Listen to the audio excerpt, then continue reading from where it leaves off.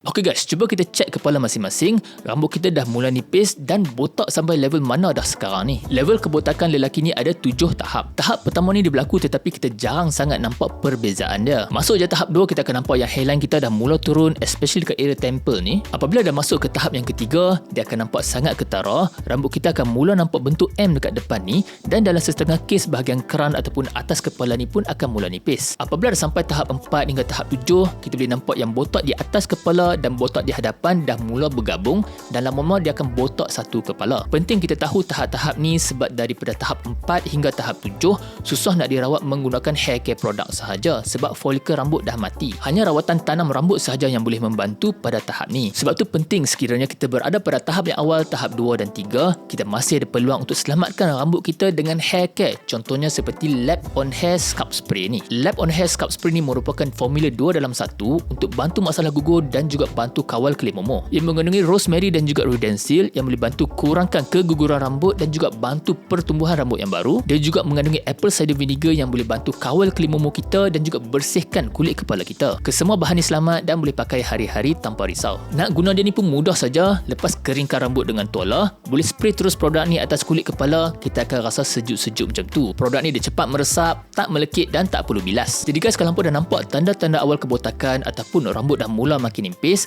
ambil langkah awal untuk rawat dengan segera. Jangan tunggu sampai dah botak baru nak cari ubat.